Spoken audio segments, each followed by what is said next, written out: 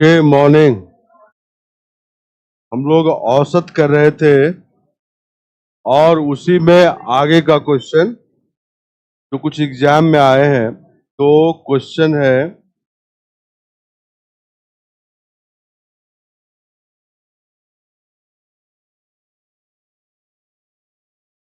चलिए ये करें, एग्जाम का क्वेश्चन है।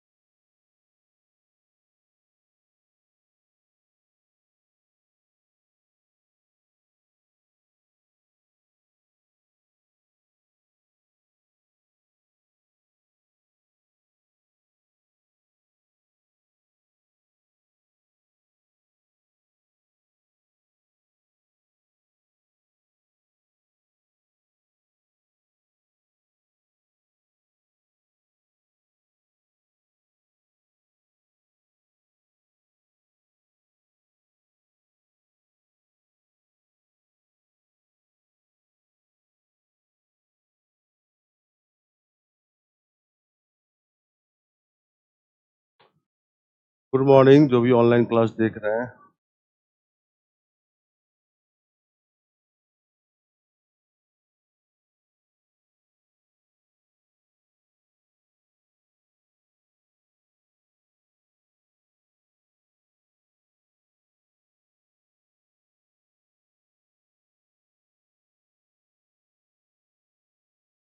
चलिए बना लिए सब लोग, क्या आंसर है? कितने लोग का 25 वर्ष है? 25 नहीं, किसी का 30 वर्ष नहीं, 35 वर्ष ठीक है, 45 वर्ष कुछ भी नहीं, कुछ भी नहीं। 35 वर्ष करेक्ट आंसर है। देखें कैसे, 35 इयर्स।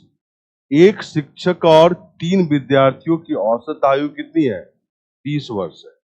तो student 1, student 2, student 3 and teacher, 20 वर्ष अगर तुम्हारा एवरेज है तो सबको हम 20 अलॉट कर सकते हैं। तो टोटल उम्र कितना हो गया? 80। अब दिया है यदि तीनों विद्यार्थियों एक ही उम्र के हैं और शिक्षक और प्रत्येक विद्यार्थी की आयु के बीच 20 वर्ष का अंतर है, तो शिक्षक की आयु कितनी? मान लो सभी विद्यार्थी का x x x एक ही उम्र है और शिक्षक और प्रत्येक विद्यार्थी के आयु के बीच का अंतर कितना है? 20। तो शिक्षक कितना है? x plus 20। यहाँ सम करोगे तो कितना आएगा? x x x 4x plus 20, ये होगा ना?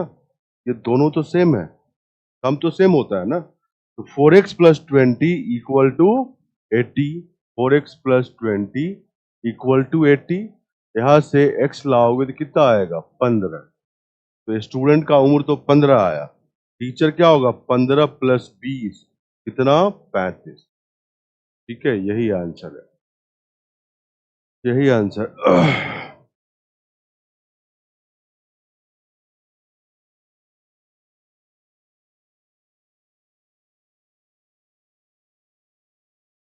तो फिर से बोल रहा हूँ, स्टूडेंट, तीनों स्टूडेंट, टीचर, एवरेज 20 20 20 सबको दिया, सम 80। तीनों स्टूडेंट का एज इक्वल है तो एक्स एक्स माना। टीचर और स्टूडेंट के एज के बीच डिफरेंस 20 है। टीचर x प्लस 20, यहाँ पे सम किया तो 4x प्लस 20, दोनों सम सेम होगा। 4x plus 20 equal to 80। x कितना आया? 15। तो x 15 आया तो टीचर का 15 प्लस 20 30। तो क्या एज है टीचर का? 35 वर्ष।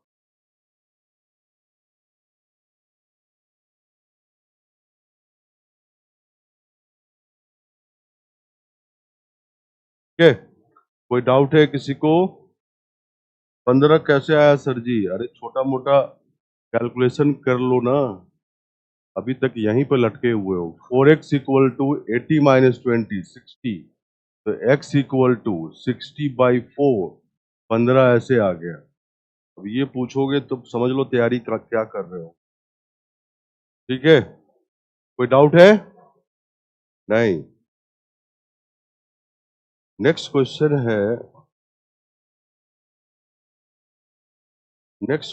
है, ये भी एग्जाम का क्वेश्चन है।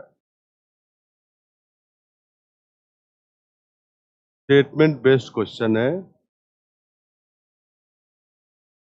दो कक्षाओं ए और बी में क्रमशः 25 और 30 विद्यार्थी। कक्षा ए में अधिकतम प्राप्तांक 21 है तथा न्यूनतम प्राप्तांक 17 है। कक्षा बी में अधिकतम प्राप्तांक 30 है तथा न्यूनतम प्राप्तांक 20, कक्षा 22 है। कक्षा ए से 4 विद्यार्थी कक्षा बी में स्थानांतरित किए जाते हैं। तो फिर इस कथन पे विचार करना है।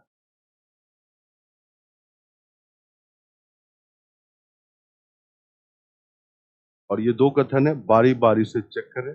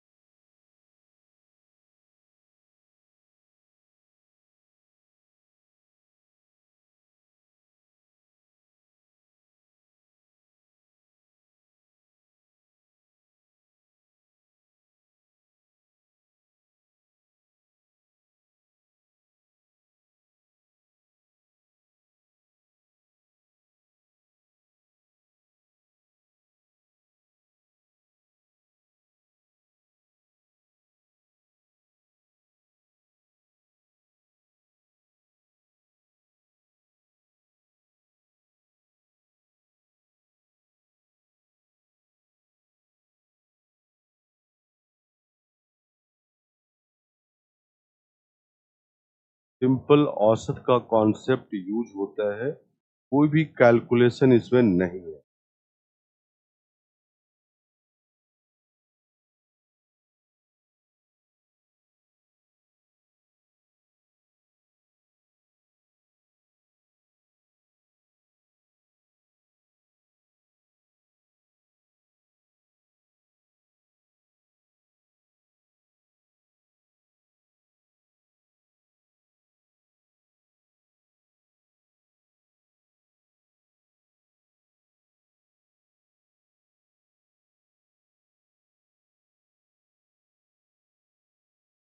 चलिए बनाए।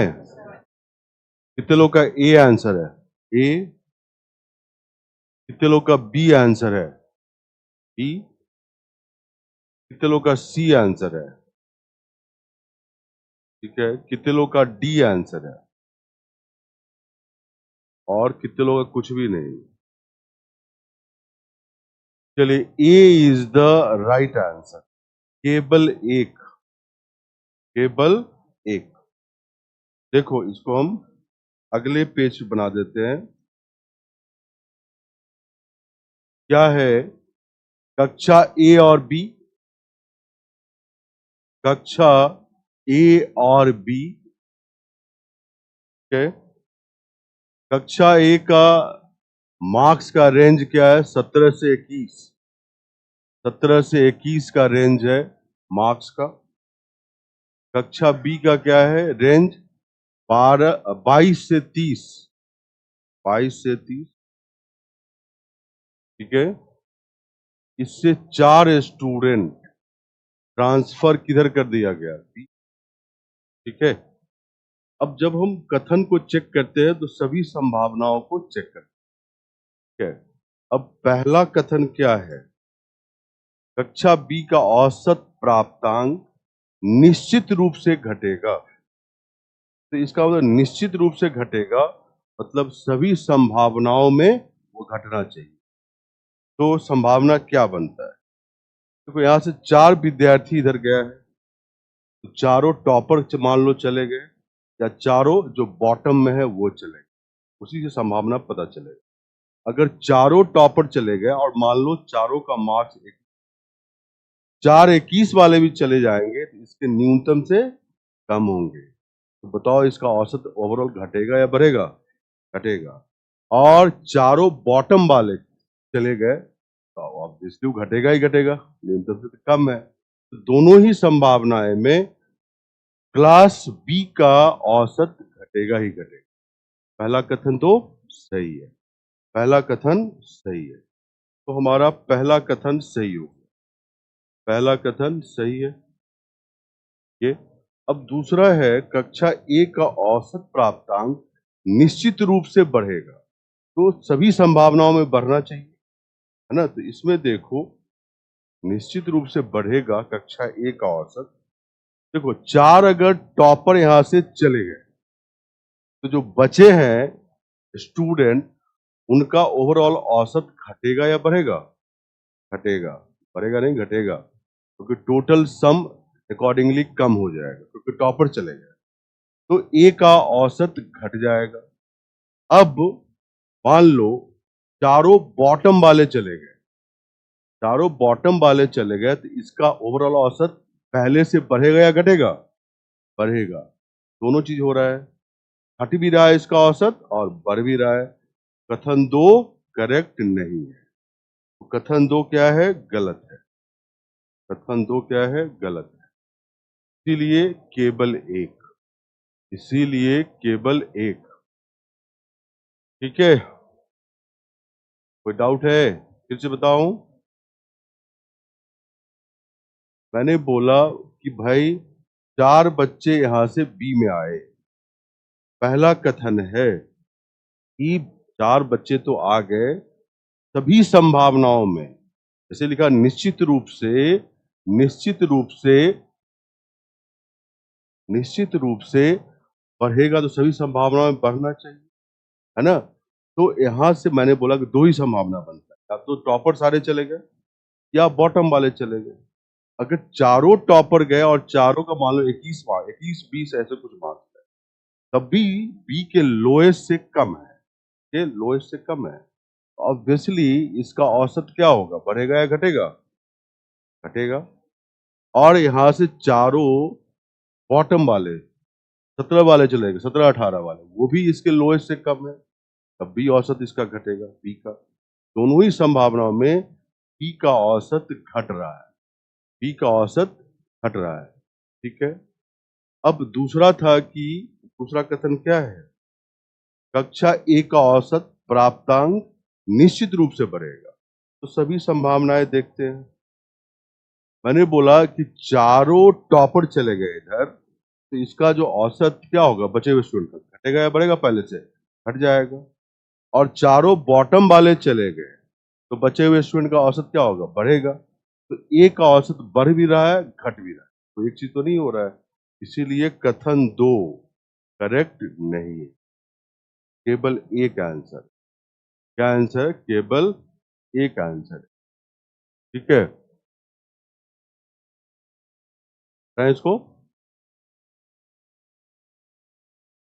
ये बनाओ, ये भी एग्जाम क्वेश्चन है।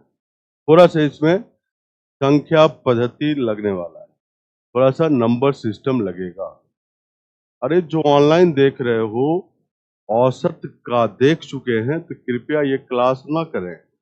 कुछ लोग लिख रहा है सर समय खराब हो रहा है, तो समय का सदुपयोग करते हुए बाकी चीज पढ़ ले। मुझे पता है कि आप कितना पढ़ाई करते हैं, कैट लिखने का इतना फुर्सत है आपको और पढ़ने का कम फुर्सत है। ठीक है,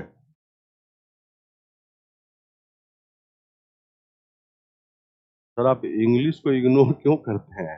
अरे इंग्लिश में तो लिखा हुआ रहता है, इग्नोर क्या करते हैं? कैट में काफी डेमोक्रेसी मुझे दिखते रहता है, विधानसभा टाइप, कुछ भी बोल लो। रिसर्च स्ट्रेटजी पे ले लीजिए, ले चुका हूँ यूट्यूब पे, देख लेना। तुम्हारे पहला क्लास स्ट्रेटजी का ही होगा, देख लेना। देखो इसमें हिंट थोड़ा, निम्नलिखित जोड़ के प्रश्न पर विचार कीजिए। ये 2-2 अंकों की संख्या है, तो 3 इंटू पी मत समझना, 3p 4p pp pp equal to ये 3 अंकों की संख्या आर क्यू। ये पी क्यू आर क्या है? तो अंक है। देखो यहाँ पी क्यू तथा आर भिन्न अंक हैं। इन सभी संभाव्य योगफलों का समांतर माध्य क्या है? समांतर माध्य का मतलब औसत। ठीक है, तो भाई पी क्यू आर तुम्हें पता करना पड़ेगा। तो कैसे पता करेंगे? तो यहाँ पर नंबर सिस्टम कैसे यूज होगा? तो जैसे यहाँ दाहिने में इकाई अंक क्या है? 2 है, और यहाँ पे भी तो बाएं में भी इकाई अंक 2 आना चाहिए। पी की संभावना है 0 से लेकर 9 तक है, तो आप पी पुट करते जाओ, सम में जहां इकाई अंक 2 आए पी की वैल्यू वही बनेगी। तो पी की वैल्यू आ गई तो आर क्यू भी आ जाएगा, और फिर जितने संभावित जोड़ होंगे उनका औसत निकालिए। ठीक है,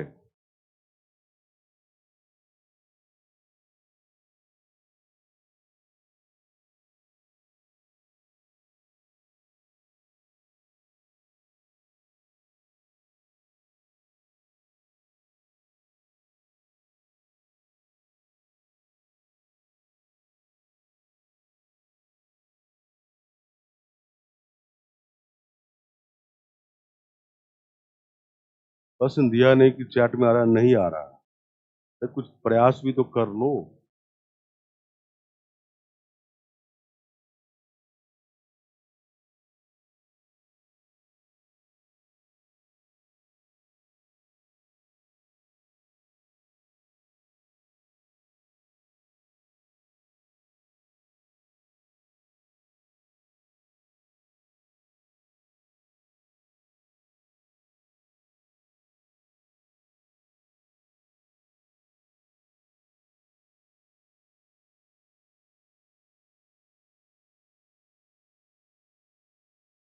पी का पहला वैल्यू क्या पता चला? 3। करेक्ट, करेक्ट है।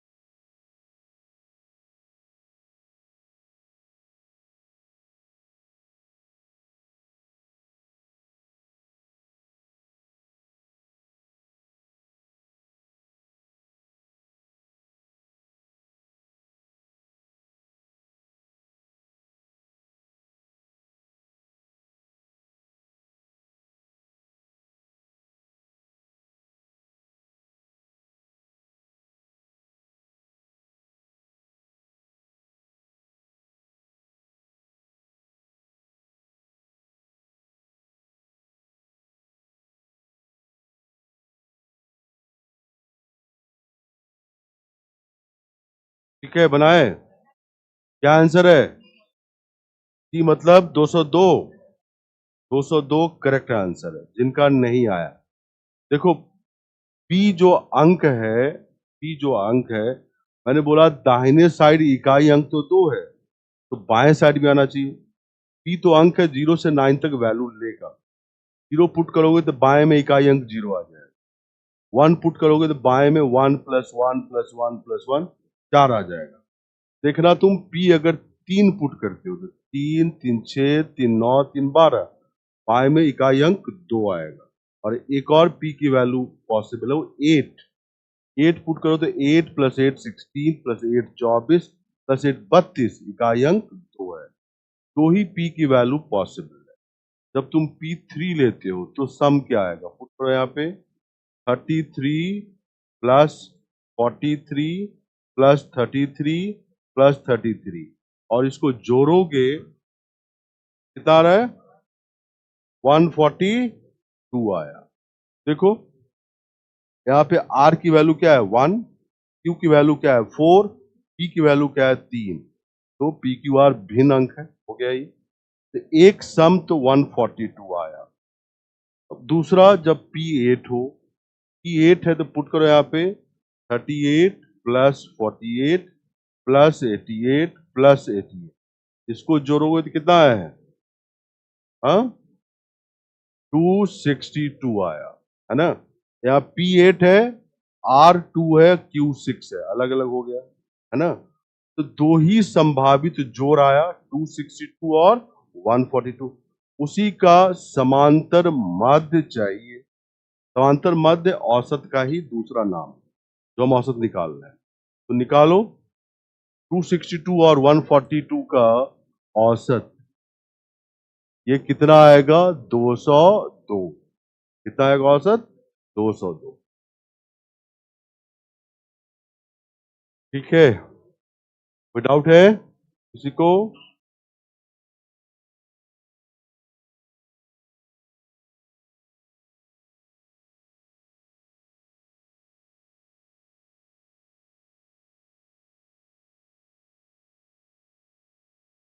अरे पी क्यू आर का मान है तो बता तो रहा हूं। पी 3 लिया तो यहां पे देखो तो R1 है, Q4 है, दिख तो रहा है।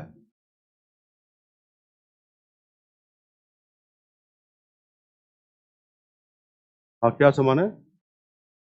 पी और आर समान है। पी क्या है?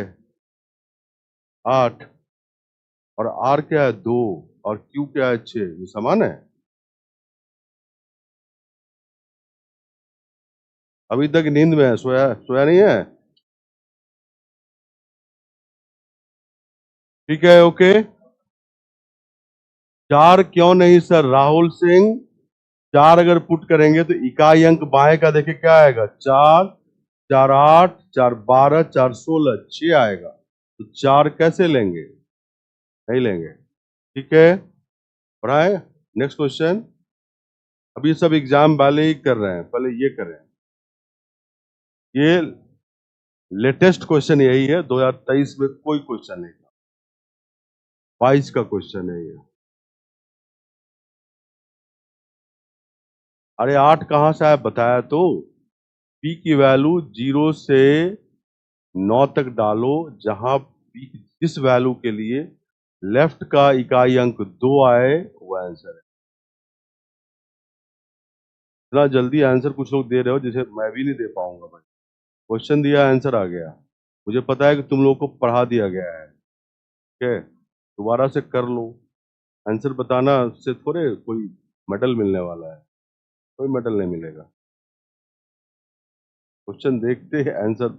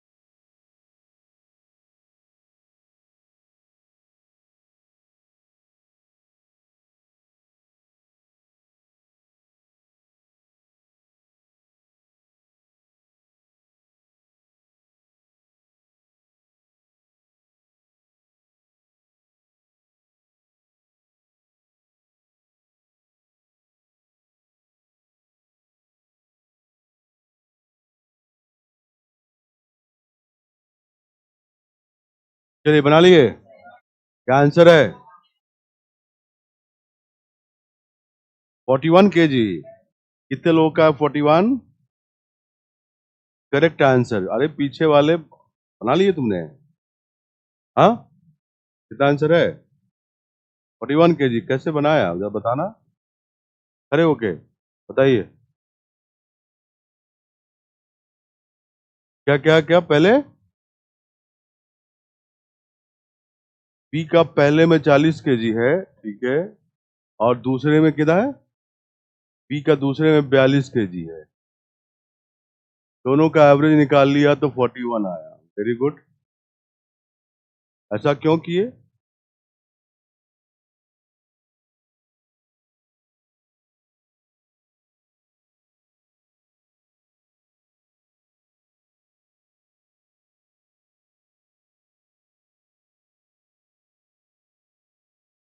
बैठो। आंसर मिलाना कोई वो नहीं, लॉजिक होना चाहिए। क्वेश्चन पढ़ो क्या है।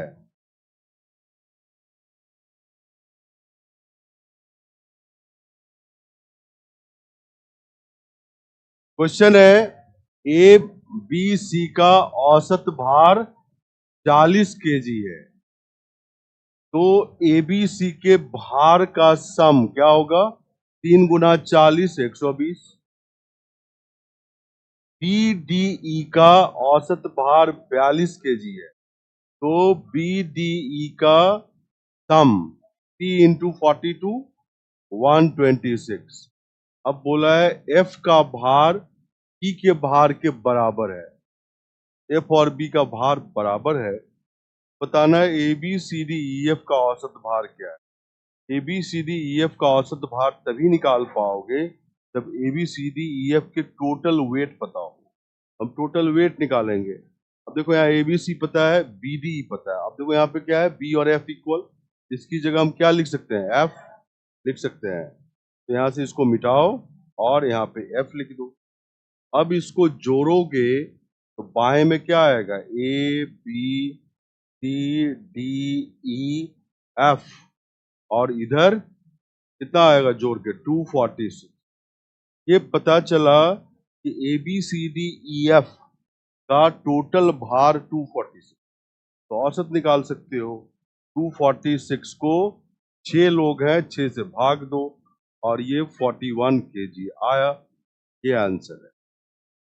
लॉजिकली ये है, ठीक है।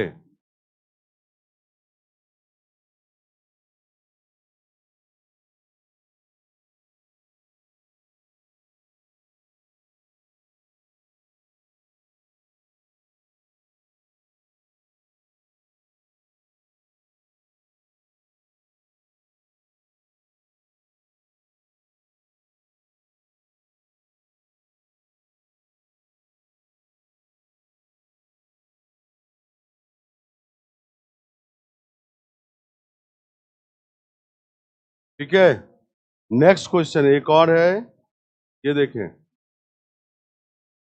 निम्नलिखित सारणी पर, ये भी एक एग्जाम का क्वेश्चन है। निम्नलिखित सारणी पर विचार कीजिए। ये जो क्रिकेट खेलते हैं उनके लिए आसान है थोड़ा। खिलाड़ी ए बी सी डी है। पहली पारी में बनाए गए रन, पहली पारी में खेली गई गेंदें। कितने बॉल? 99 बॉल खेला, ए और 61 रन बना, ऐसे। दूसरी पारी में बनाए गए रन और दूसरी पारी में खेली गई गेंदें, है ना। इस टेस्ट मैच में सबसे तेज रन बनाने वाला कौन है? ऑप्शन है A B C D. Option है, यहाँ पर है ए बी सी डी। तो तुम लोगों को जो क्रिकेट, कितने लोग यहाँ पे देखते हो या खेलते हो? देखते हो या खेलते हो? तो आप सभी को पता होगा स्ट्राइक रेट। स्ट्राइक रेट पता है ना। अब किसी खिलाड़ी ने 6 बॉल में 12 रन बना दिया, तो स्ट्राइक रेट क्या है? मतलब प्रति बॉल वो कितना रन बना रहा है पहले पता कर लो, इंटू 100, वही स्ट्राइक रेट है। वो स्ट्राइक रेट परसेंटेज में होता है, दिखता नहीं वहां पे परसेंटेज। तो 12/6 कितना होगा? तो प्रति बॉल वो 2 रन बना रहा है। स्ट्राइक रेट करने के लिए 2 गुना 100, 200। यहाँ पे लिखा है इस टेस्ट मैच में सबसे तेज रन बनाने वाला कौन है? जो प्रति बॉल सबसे ज्यादा रन औसत बनाएगा वो सबसे तेज है, वही निकालना है। बनाए।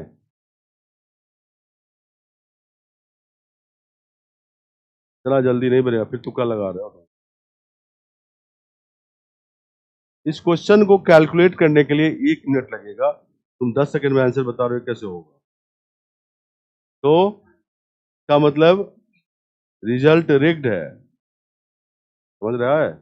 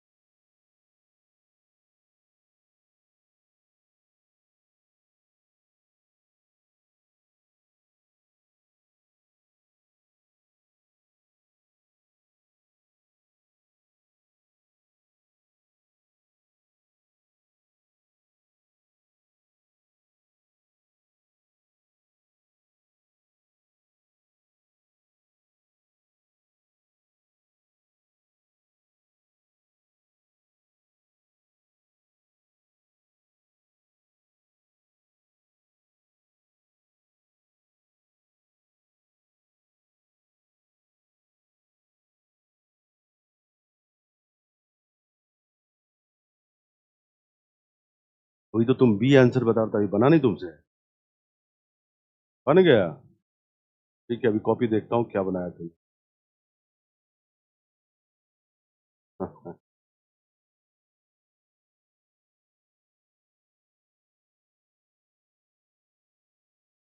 बच्चों को ये कैसे नहीं पता कि मैं भी कहीं बच्चा ही था।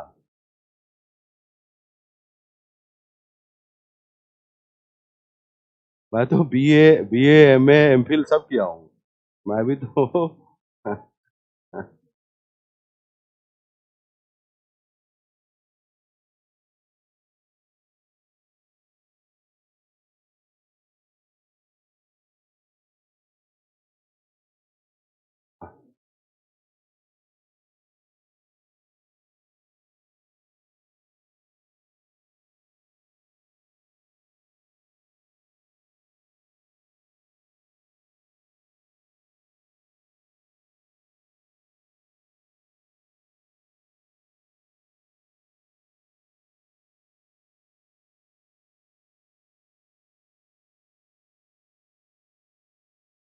चलिए बनाए। अभी तो बन जाना चाहिए।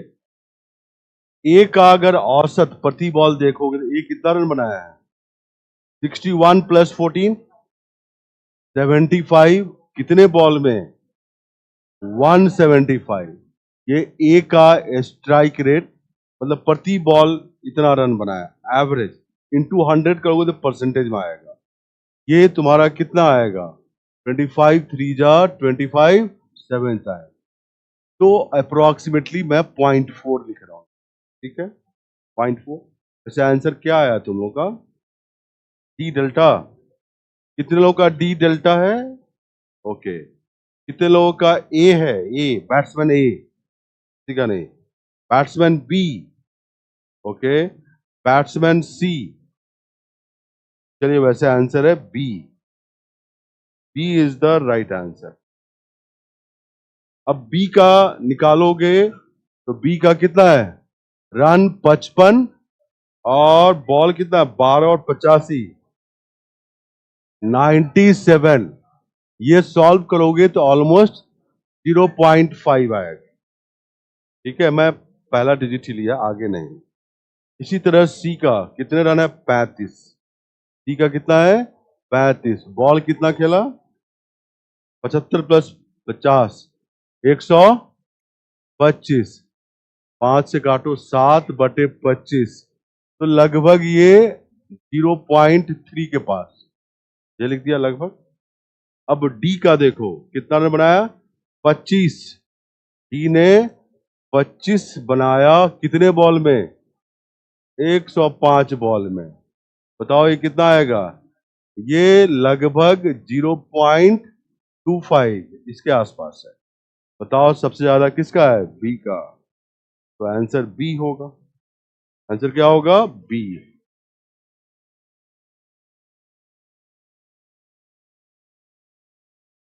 अरे एवरेज हो चुका है, ये कितनी बार बताओगे ऑनलाइन वालों? सब बार बोला हूं कि हो चुका है तुम्हारे बैठे, मुझे पता है। बस एवरेज खत्म भी होने वाला है, उसके बाद एलिगेशन ही होगा। हाँ, सबसे अंत में एलिगेशन के बाद रेशियो। अगले वीक परमुटेशन कॉम्बिनेशन है। अगले वीक ये मेरा क्लास खत्म होगा। हाँ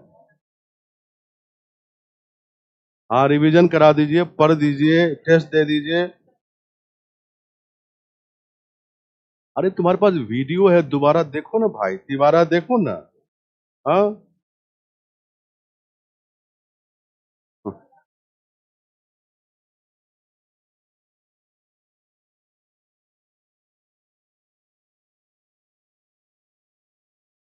चलो एक है कंबाइंड एवरेज, लिखो कंबाइंड एवरेज।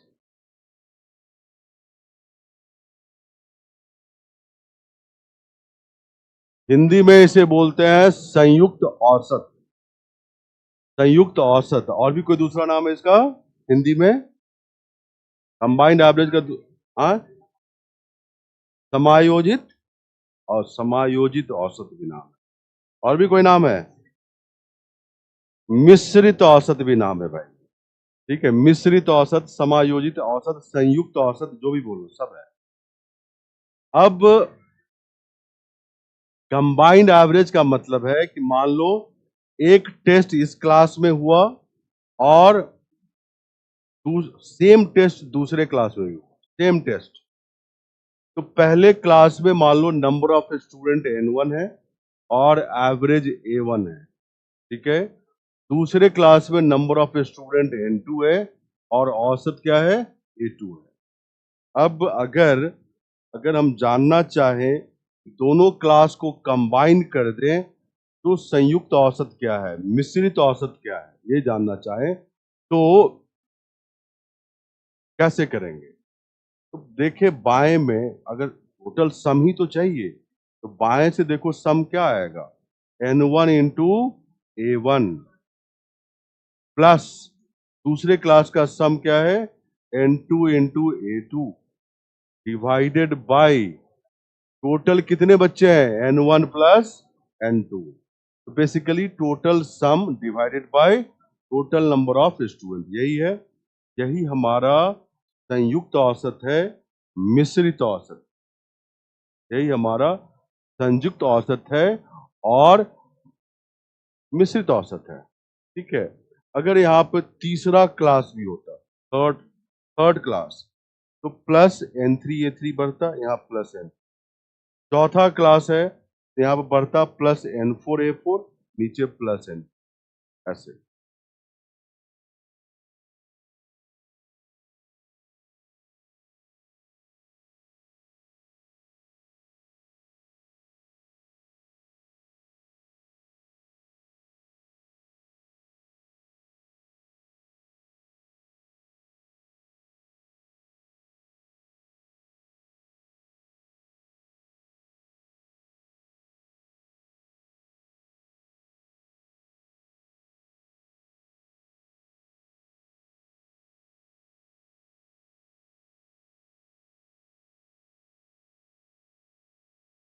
ठीक है, अब आप देखो कंबाइंड एवरेज लगाने के लिए क्वेश्चन में कम से कम दो ग्रुप तो होना चाहिए, तभी तो लगाओगे। तो नेक्स्ट क्वेश्चन इसी का है, पढ़ो।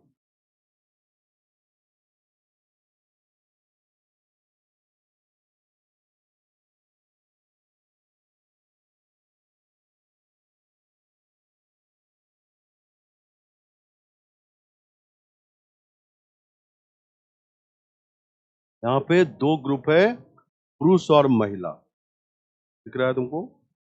चलिए इसमें कंबाइंड एवरेज लगेगा।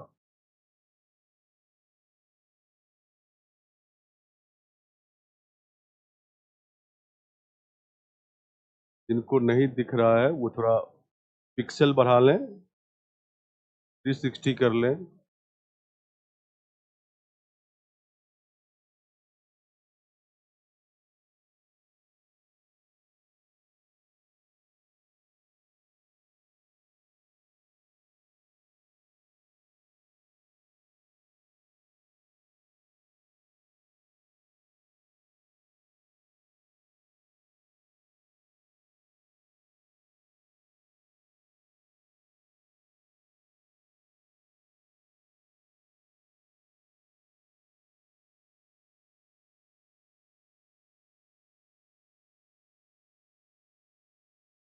ये करो ना,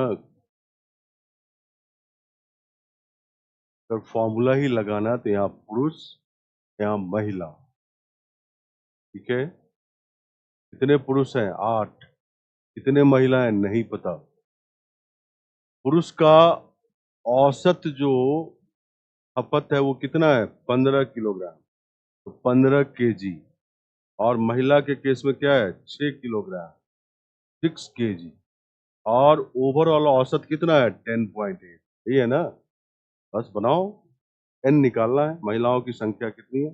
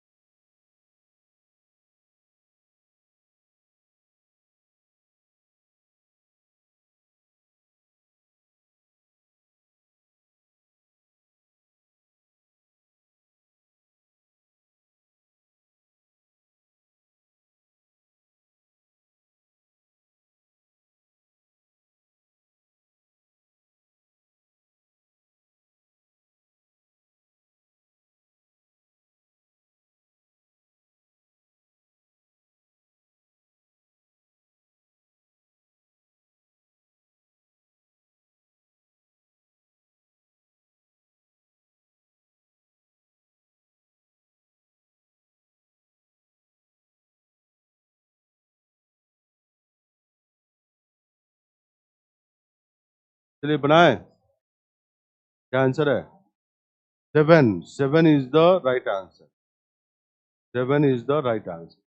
देखो, 8 पुरुष और कुछ महिलाओं के परिवार में प्रति व्यक्ति अनाज की औसत मासिक खपत 10.8 किलोग्राम है। ये पूरे परिवार का एवरेज खपत है। यदि प्रति व्यक्ति औसत मासिक खपत पुरुषों के मामले में 15 किलोग्राम और महिलाओं के मामले में 6 किलोग्राम है, तो परिवार में महिलाओं की संख्या क्या थी? यहाँ लिखा है ना, पुरुष 8, औसत खपत पुरुष का 15 केजी, महिला नहीं पता, एन माना, औसत खपत 6 केजी। कंबाइंड एवरेज क्या है? 10.8। लिखो यहाँ पे 10.8 संयुक्त औसत, और यहाँ पे लिखोगे 8 गुना 15 प्लस n गुना 6। तो फॉर्मूला हमारा था n1a1 plus n2a2 divided by n1 plus n2, 8 plus n। अब ये क्रॉस मल्टीप्लाई करके सॉल्व करना है, करना। n7 आएगा। क्या आएगा? n7 आएगा। n7 आएगा। ठीक है। अब दूसरा तरीका कि भाई मान लो फॉर्मूला तुमको याद नहीं, तो क्या करेंगे? तो टोटल सम क्या होगा? टोटल अनाज का खपत क्या होगा? तो जो टोटल एवरेज है सभी परिवार वालों का वो 10.8 है। इनटू क्या करोगे? टोटल संख्या 8 प्लस n। महिला की संख्या नहीं पता है ना? अब ये टोटल खपत है, इसमें पुरुष का खपत हटाओ। पुरुष का खपत कितना होगा? पुरुष 8 है और 15 किलोग्राम, तो टोटल पुरुष का खपत 8 गुना 15। इसमें से जो हटा दिए, तो बताओ कि ये किसका अब खपत आया? महिलाओं का। महिला का एवरेज कितना है? 6। तो इक्वल टू क्या आएगा? 6 इंटू एन। एन निकाल लो, आंसर। ये भी कर सकते हो।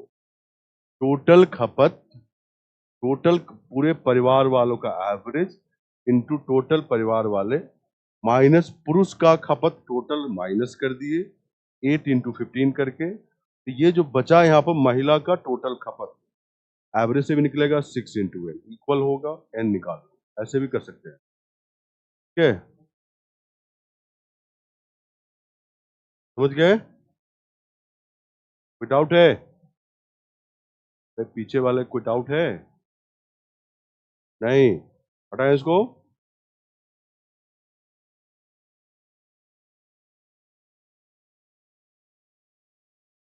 नहीं, इससे पहले आप ये करें।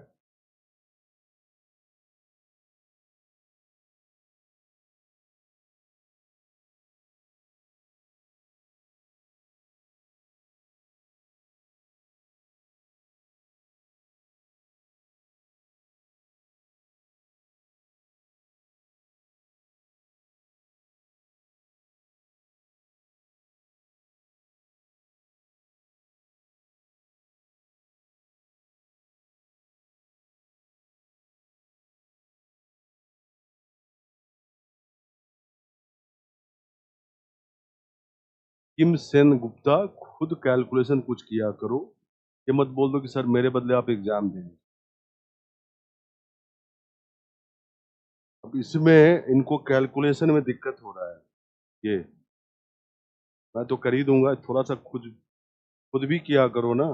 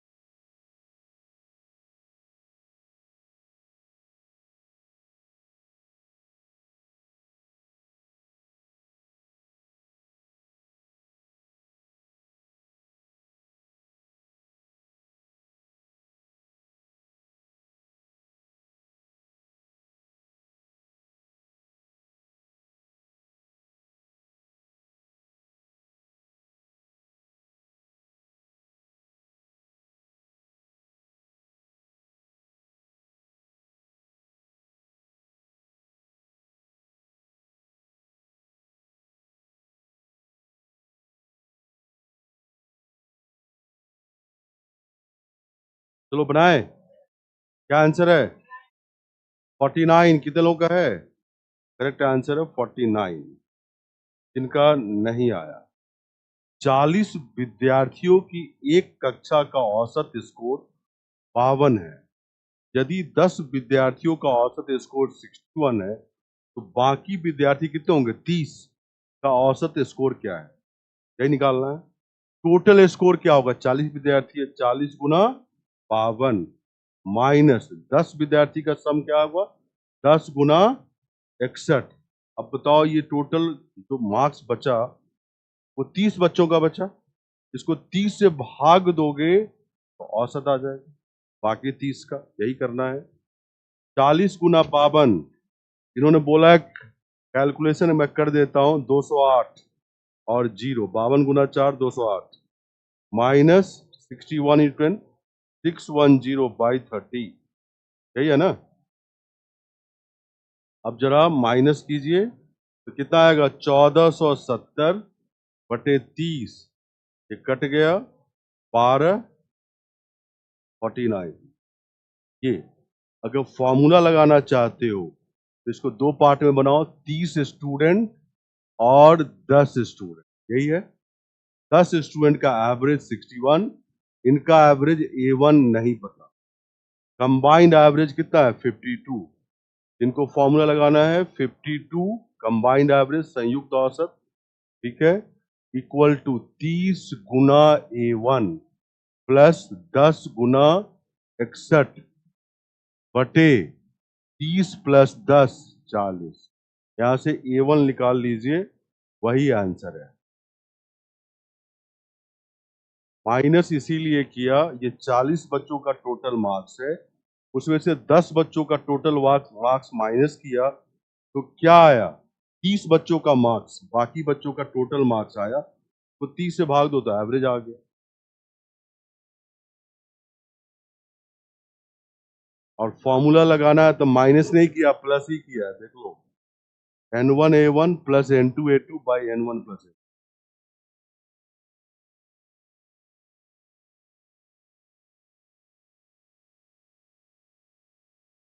ठीक है, कोई डाउट है? नहीं है इसको? ये क्वेश्चन ये एग्जाम का है।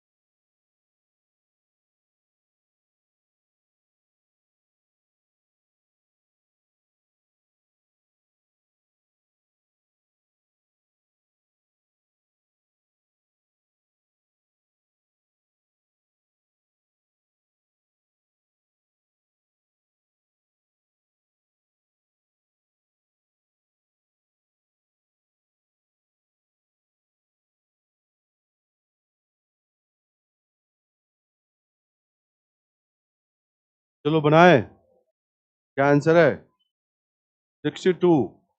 कितने लोग हैं? 62 है करेक्ट आंसर, पीछे नहीं बना। एक बल्लेबाज का 50वीं पारी के बाद औसत स्कोर कितना है? 46.4। तो 50 इनिंग्स और क्या औसत है?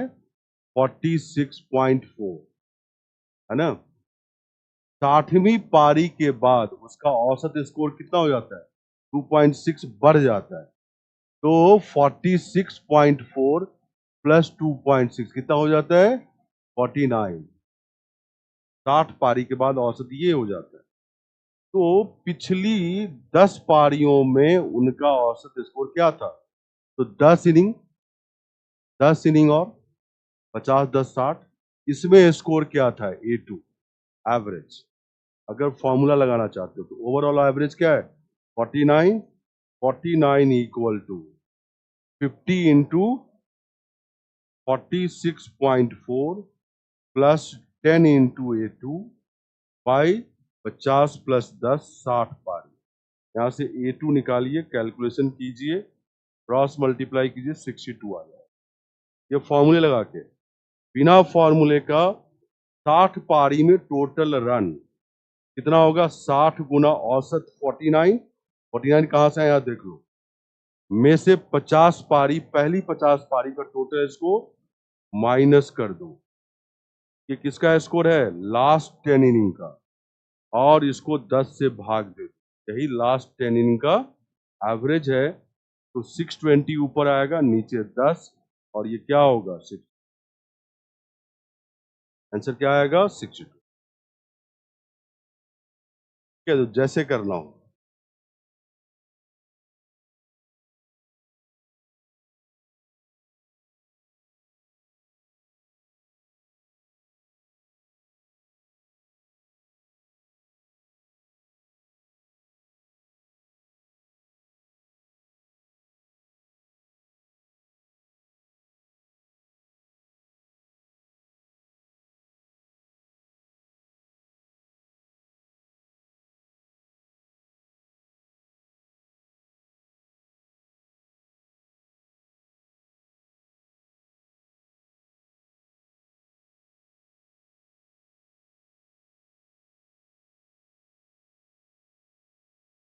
मुकुल ठाकुर तुम प्रत्येक बैच में सजेशन देता है। अब मैं जोड़ घटाव गुणा भाग पढ़ाऊं? एनसीईआरटी का बैच आ रहा, छठी सातवीं का, होने से कुछ नहीं करे करना।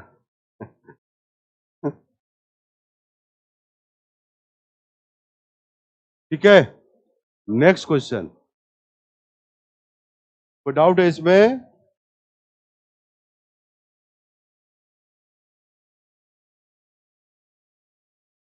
ये बना है,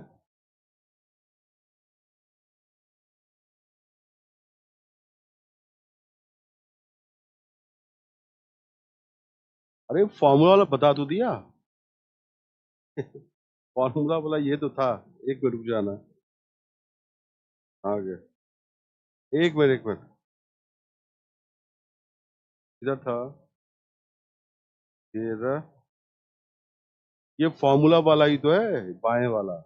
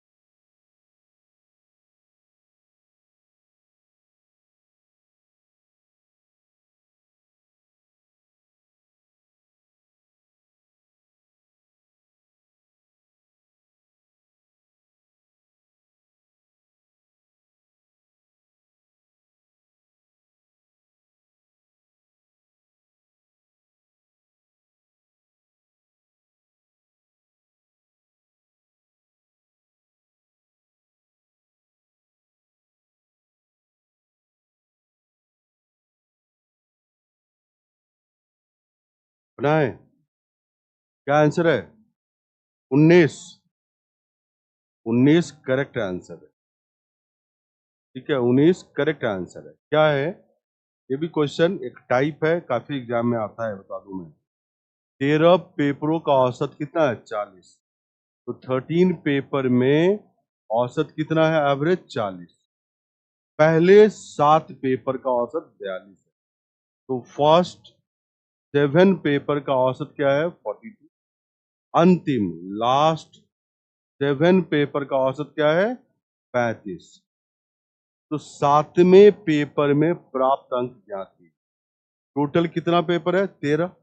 और ये 7 और 7 जोड़ कितना होता है? 14। मतलब एक पेपर इन दोनों में रिपीट। अब रिपीट कौन सा हो रहा है? देखो, फर्स्ट पेपर से लेके second, third, fourth, fifth, six, seven, 7 paper हो गए, है ना? पहला 7 है, और अंतिम 7 देखोगे तो 7 से ही शुरू होगा। 7, 8, 9, 10, 11, 12, 13। देखो ये भी 7 ही पेपर है, और अंतिम 7। इसका मतलब ये 7वां पेपर रिपीट किया है दोनों में। इसका सम क्या होगा? पहले 7 का 7 इंटू 42 प्लस लास्ट 7 का सम क्या होगा? 7 इंटू 35। ठीक है, और इसमें से अगर 13 पेपर का टोटल माइनस करोगे, बताओ कौन सा पेपर आएगा मार्क्स? 7वां पेपर, क्योंकि 7वां पेपर यहां भी जुड़ रहा है, यहां भी जुड़ रहा है, बट इसमें 7वां पेपर एक ही बार है। डिफरेंस लोगे तो 7वां पेपर ही आएगा। अब ये कैलकुलेट करके देखना, 19 आएगा। 7वें पेपर का मार्क्स कितना? 19। अब ये मत करना कि सर मल्टीप्लाई भी कर दीजिए, अब खुद से करना। 7 कॉमन लेना, 42, 35 कितना? 70 और 77। 77 इंटू 7 कितना? मल्टीप्लाई मेंटली भी कर सकते हो। 70 गुना 7 कितना? 70 गुना 7 490। 7 गुना 7 49। 490 प्लस 49 कितना? 539। 539 में से 520 माइनस करो, 19 आए। नहीं तो कॉपी में मल्टीप्लाई करना, नहीं कर सकते ऐसे।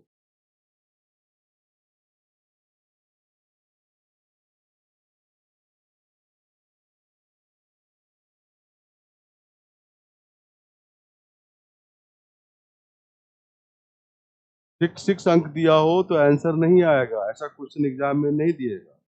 अगर देगा तो बोला निर्धारित नहीं कर सकते। ठीक है, चलिए तो ये हुआ औसत। अब लिखें एलिगेशन। एलिगेशन थोड़ा समय है, बता दूं।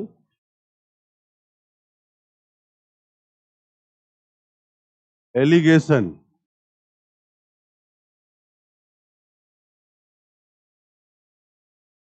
मिश्रण, ठीक है। एलिगेशन बेसिकली पहले समझो ये क्या है। एलिगेशन टेक्निक होता है अंकगणित के क्वेश्चन को करने का। ये केवल मिश्रण का ही क्वेश्चन नहीं करता है, ये साधारण ब्याज के भी क्वेश्चन में हम एलिगेशन टेक्निक लगा सकते हैं, प्रॉफिट लॉस वाले में भी लगा सकते हैं, टाइम स्पीड डिस्टेंस वाले में भी लगा सकते हैं, कहीं भी लगता है। तो पहले समझो एलिगेशन है क्या। ये जो मिश्रित औसत वाला फॉर्मूला है उससे आया है।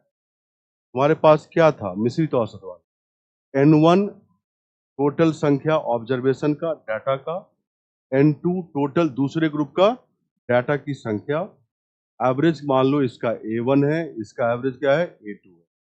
तो कंबाइंड एवरेज निकाले थे A, तो वो क्या था N1 A1 plus N2 A2 by N1 plus N2। ये जो कंबाइंड एवरेज है इस दोनों एवरेज के बीच में होगा, ठीक है। ऐसा नहीं कि इससे बाहर हो जाएगा, मतलब A1 less than A less than A2 और A2 less than A less than A1। तब संयुक्त औसत मिश्रित औसत हमेशा इन दोनों औसत के बीच में हो, ठीक है।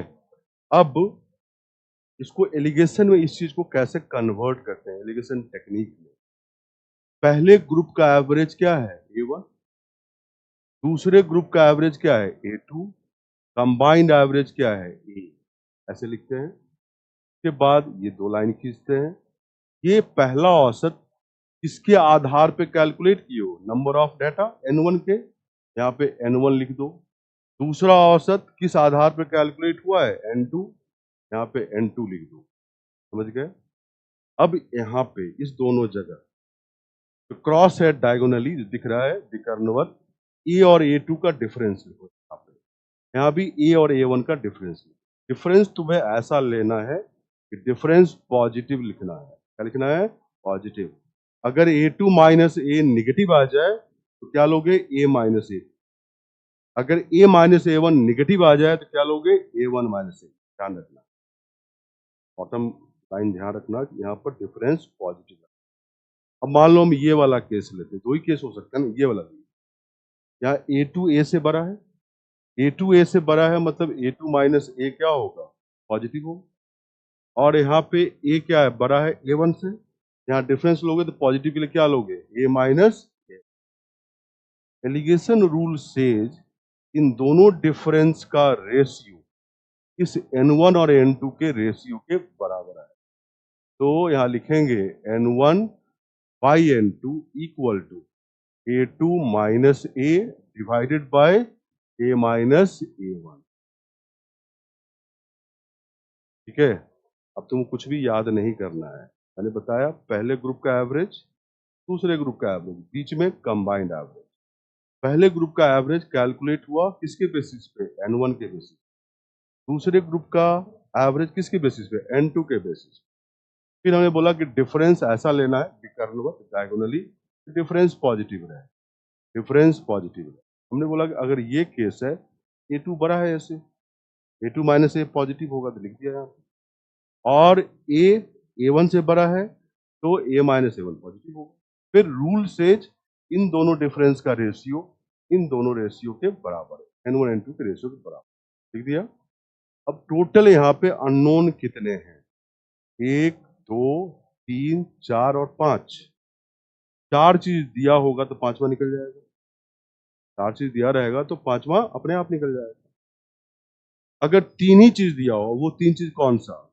अगर A1, A2 और A दिया हो तो राइट हैंड साइड तो कैलकुलेट हो जाएगा। तो क्या आएगा? N1 N2 का रेशियो, दोनों ही ग्रुप किस रेशियो में मिक्स हुआ है वो पता चलेगा।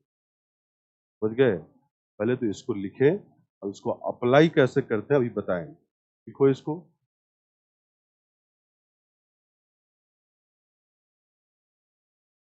अरे ऑनलाइन वालों अभी देख लो भाई, नहीं तो बार बार पूछोगे ये कैसे आ गया। आपस के बात में ही मस्त रहता है, सारा चर्चा आज ही कर लेना।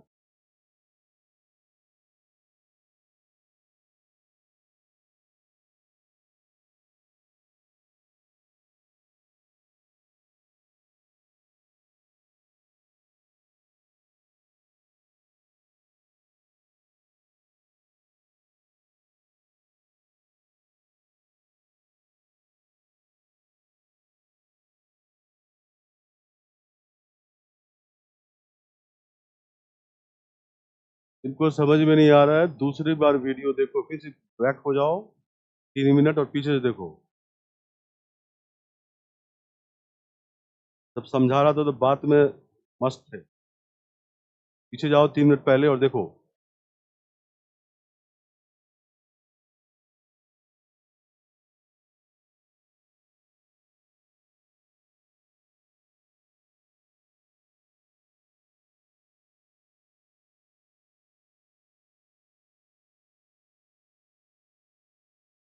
मैं फिर से बता रहा हूँ, फिर से बता रहा हूँ, अरे एलिगेशन का स्पेलिंग लिखो, आई है ई नहीं है, वो एलिगेशन वाला एलिगेशन नहीं है, ये डिफरेंट है एलिगेट करना। ठीक है, पहले तो स्पेलिंग ठीक लिखो, ALLI है, ई नहीं है, ये ठीक करो पहले। तो मैंने बोला कि भाई दो ग्रुप का एवरेज A1 A2 और यहाँ पे है N1 डाटा टोटल, उसके बेसिस पे ये औसत कैलकुलेट हुआ है। N2 दूसरे ग्रुप का टोटल नंबर ऑफ डाटा, उसके बेसिस पे ये औसत कैलकुलेट हुआ है। कंबाइंड एवरेज का फॉर्मूला यही है। ये जो कंबाइंड एवरेज है वो A1 A2 के बीच में होगा, लिख दिया मैंने यहाँ पे, या तो ये होगा या A2 less than A less than A। मैंने बोला कि एलिगेशन टेक्निक वहीं से बनता है। यहाँ पे A1 पहले ग्रुप का एवरेज, A2 दूसरे ग्रुप का एवरेज और बीच में कंबाइंड एवरेज, मिश्रित औसत। A1 कैलकुलेट किए N1 के बेसिस पे, A2 कैलकुलेट किए N2 के बेसिस पे। यहाँ पे डिफरेंस लिखना है A2 एंड A का। मैंने बोला डिफरेंस ऐसा लिखना जो पॉजिटिव रहे, नेगेटिव नहीं। ठीक है? और यहाँ भी डिफरेंस लिखना है A और A1 का, डिफरेंस ऐसा लिखना कि पॉजिटिव रहे। मैंने बोला कि पहला केस लोगे तो A2 बड़ा है A से, तो A2 minus A low, positive होगा। और A बड़ा है A1 से, तो A minus A1 low, positive रहेगा। अब रूल से इन दोनों डिफरेंस का रेशियो N1 N2 के रेशियो के बराबर होगा, वो लिखा है यहाँ पे। अब मैंने बोला यहाँ टोटल 5 अननोन है, 1 2 3 4 और 5। 4 दिया रहेगा तो 5वां अपने आप निकलेगा इससे। और अगर 3 ही दिया हो राइट हैंड साइड वाला, जैसे A1 A2 और A ये दिया है, तो राइट हैंड साइड कैलकुलेट होगा और N1 N2 दोनों किस रेशियो में मिक्स हुआ, दोनों ग्रुप, ये पता चल जाएगा। ठीक है, ये बताया मैंने।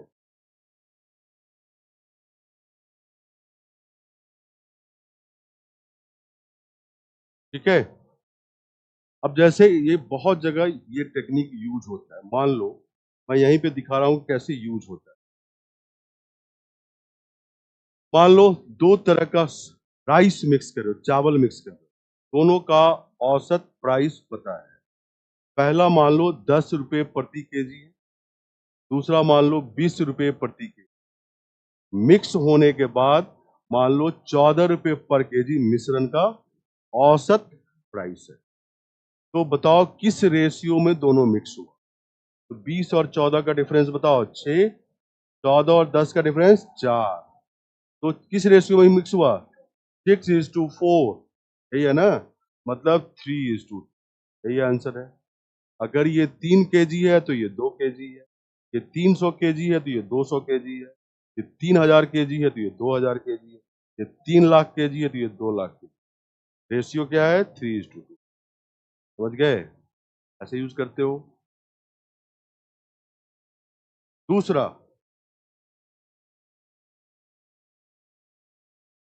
दूसरा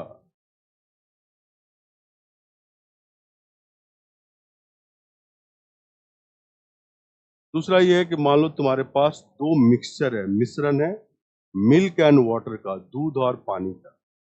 पहले में मान लो मिल्क है 40%, क्या है 40% मिल्क है। दूसरे जो मिश्रण तुम्हारे पास है उसे मान लो 80% मिल्क है, और मिक्स किए तो मान लो कि मिक्सचर में आधा आधा हो गया, 50% मिल्क 50% पानी। दोनों किस रेशियो में तुमने मिक्स किया? तो 80 और 50 का डिफरेंस कितना? 30। 50 और 40 का डिफरेंस 10। किस रेशियो में आया?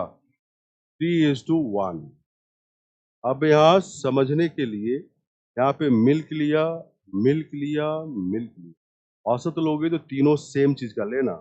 ऐसा नहीं कि यहाँ मिल्क ले लिया यहाँ पे वाटर ले लिया, ये मत करना। यहाँ मिल्क वाटर, यहाँ मिल्क ले तो गलत हो जाए। मिल्क मिल्क मिल्क, औसत लिया तो एक ही चीज का। वाटर लेते तभी आंसर सेम आएगा, तीनों जगह वाटर लेना पड़ेगा। देखो अगर तुम वाटर लेते, यहाँ पे वाटर कितना होता 60, यहाँ पे वाटर कितना होता 20, और यहाँ पे वाटर कितना होता 50। 60 और 50 का डिफरेंस 10, 50 और 20 का डिफरेंस 30, आंसर सेम आता। समझ गए? ठीक है।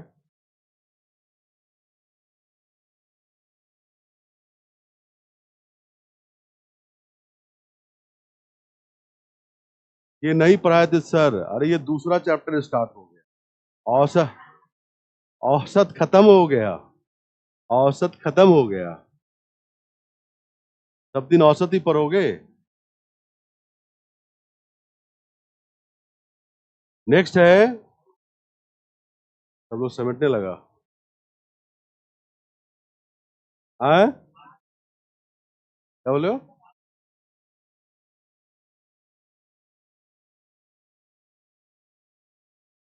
अरे अगले वीक खत्म ही हो रहा है, तो 2 घंटा क्यों करा? जो हुआ तो होने दो। अरे 50 कहाँ से आया? क्वेश्चन में था भाई।